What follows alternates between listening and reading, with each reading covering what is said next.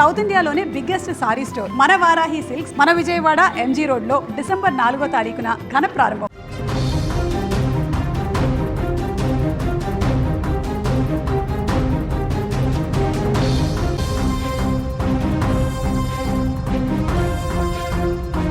AP ప్రజలకు big alert. Scrub typhus వ్యాధి ఇప్పుడు ఏపీ వ్యాప్తంగా తీవ్ర కలకలం సృష్టిస్తుంది. ఇప్పటికే ఈ యొక్క వ్యాధి కారణంగా ఒకరు మరణించినటువంటి వార్త మనం నిన్న చూసాం. కానీ ఇప్పుడు తాజాగా మరొక మరణం కూడా ఈ యొక్క స్క్రబ్ టైఫస్ వల్ల మరణం సంభవించినట్టుగా తెలుస్తుంది. పల్నాడు జిల్లాలో స్క్రబ్ టైఫస్ కలకలం ఇప్పుడు తీవ్ర అలజడిగా సృష్టించే విధంగా మారింది. స్క్రబ్ టైఫస్ లక్షణాలతో ఇద్దరు మృతి చెందారు. జ్వరం, ఒంటి నొప్పులతో ఆసుపత్రిలో చేరినటువంటి ఇద్దరు ఈ యొక్క వ్యాధి కారణంగా మరణించడం రాష్ట్ర వ్యాప్తంగా కూడా ఈ యొక్క స్క్రబ్ టైఫస్ పరిస్థితి తీవ్రత ఏ రకంగా ఉందో దానికి నిదర్శనంగా మారింది.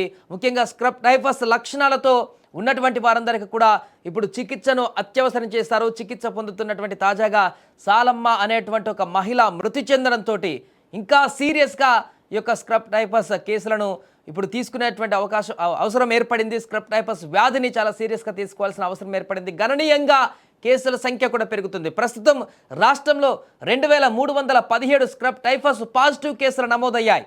జిల్లాల వారీగా చూస్తే చిత్తూరులో 379, కాకినాడలో 141, విశాఖపట్నంలో 123 కేసులు అక్కడ నమోదయ్యాయి. అలాగే కడప జిల్లాలో 94, నెల్లూరులో 86, అనంతపురంలో 68 కేసులు, అలాగే అనకాపల్లిలో 41, అన్నమయ్యలో 32 కేసులు నమోదయ్యాయి. రోజు రోజుకు ఈ కేసుల సంఖ్య గణనీయంగా పెరుగుతుండడంతో రాష్ట్ర వైద్య శాఖ కూడా అప్రమత్తమైంది. దీనికి సంబంధించి ముఖ్యమంత్రి చంద్రబాబు నాయుడు కూడా అప్రమత్తమయ్యారు. నిన్న దీనికి సంబంధించి ప్రత్యేక రివ్యూ కూడా నిర్వహించారు. అన్ని రంగాల వ్యవస్థలను కూడా సిద్ధంగా ఉండాలంటూ వైద్యాధికారులకు ముఖ్యంగా సూచనలు చేశారు. అధికారులందరికీ కూడా నిన్న మీటింగ్లో క్లియర్ కట్గా కొన్ని సజెషన్స్ కూడా ఇవ్వడం జరిగింది.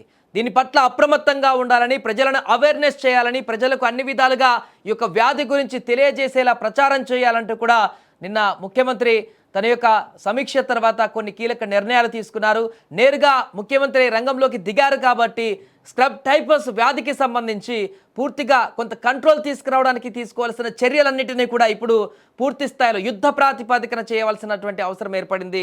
ఆ రకంగానే ఇప్పుడు అధికారులు ముందడుగు వేస్తున్నారు. అయినా కూడా ఈ యొక్క వ్యాధి అనేది ఇప్పుడు తీవ్రత పెంచుకుంటూ పోతుంది. రెండో మరణం సాలమ్మ అనేటువంటి ఒక మహిళ తాజాగా మరణించినటువంటి వార్త వెలుగులోకి రావడంతో ఒక్కసారిగా కొంత భయాందోళన వాతావరణం అయితే నెలకొంది. అయితే ఇది అంటువ్యాధి అయితే కాదు. ఈ యొక్క పురుగు మనకు కనిపిస్తున్నటువంటి ఈ యొక్క పురుగు చిన్న పురుగు, చూడడానికి ఇంత చిన్నగా ఉన్నటువంటి ఈ పురుగు 6 అడుగుల మనిషిని నేలమట్టం చేసేటువంటి పరిస్థితికి దారితీస్తుంది. అసలు ఈ పురుగు ఇంత దారుణంగా మనుషులను చంపేటువంటి పరిణామానికి గల కారణాలేంటిపైన కూడా అన్వేషణలు చేస్తున్నారు. గతంలో ఎప్పుడు లేనటువంటి విధంగా ఒక పురుగు మనుషులపైన అటాక్ చేయడము, మనుషులను చంపేటువంటి విధంగా ఆ పురుగులో ఎలాంటి కెమికల్సా లేకుంటే ఆ పురుగులో ఉన్నటువంటి విషయం ఏంటనేది కానీ కూడా పూర్తి స్థాయిలో పరీక్షలు చేస్తున్నారు. ఏదేమైనా కూడా దద్దుర్లు పూర్తిగా కుట్టినటువంటి ప్రదేశంలో దద్దులు అదేవిధంగా ఒక మచ్చలాగా ఏర్పడి ఈ యొక్క పురుగు కుట్టిన తర్వాత మనిషిని క్రమక్రమంగా మనిషి బాడీలోకి ఈ యొక్క పురుగు కుట్టిన తర్వాత ఆ విషయం పెరిగి మనిషిని నేలమట్టం చేసేటువంటి పరిణామాలకు దారితీస్తుంది. కాబట్టి ఈ యొక్క స్క్రబ్ టైఫస్ వ్యాధి పట్ల కొంత అప్రమత్తంగా ఉండవలసిన అవసరం ఉంది. అంటే సీరియస్గా కరోనా వైరస్ లాగా అంత సీరియస్గా తీసుకోకపోయినా కొంత జాగ్రత్తలు అయితే తీసుకోవాల్సిన అవసరం ఉంది. ఈజీగా లైట్గా తీసుకోవాల్సిన పరిస్థితి అయితే ఇప్పుడు కనిపించట్లేదు. క్రమంగా పెరుగుతున్నాయి. 2000కు పైగా కేసులు నమోదయ్యాయి. నిర్లక్ష్యం చేస్తే మరింతగా పెరిగేటువంటి అవకాశం ఉంటుంది. ఎక్కడికైనా బయటకు వెళ్ళినప్పుడు, పొలం పనులకు వెళ్ళినప్పుడు ఏదైనా పురుగులు కుట్టకుండా జాగ్రత్త వహించాల్సిన అవసరం ఉంది. దరిదాపుల్లో అన్నీ పరిశుభ్రంగా ఉంచుకోవాల్సిన పరిస్థితి ఉంది. ఇప్పుడు ఇళ్లల్లో గనక ఈ యొక్క పురుగు గనక అటాక్ చేసిందంటే తీవ్ర పరిణామాలు ఎదురవుతున్నాయి. కాబట్టి మరణాలు కూడా సంభవిస్తున్నాయి. కాబట్టి ఇప్పటివరకు హాస్పిటల్ పాలవుతున్నారు, అక్కడ చికిత్స పొందుతున్నారు. అలాంటి వార్తలు చూసాం. కానీ మనం 2-3 రోజుల నుంచి ఒక మరణం అంతకుముందు సంభవించింది. ఈరోజు సాలమ్మ అనేటువంటి మరొక మహిళ కూడా మరణించినటువంటి పరిస్థితి ఏర్పడింది. కాబట్టి కొంత జాగ్రత్తగా ఉండాల్సిన అవసరం ఉంది. కొంత నిర్లక్ష్యం ఏమాత్రం చేసినా కూడా ఇది మనుషుల ప్రాణాలను కూడా తీస్తుంది. కాబట్టి ఇప్పుడు ఈ స్క్రబ్ టైఫస్ వ్యాధి పట్ల ప్రతి ఒక్కరు కూడా కొంత జాగ్రత్తలు తీసుకోవాలంటూ కూడా నిపుణులు సూచిస్తున్నారు.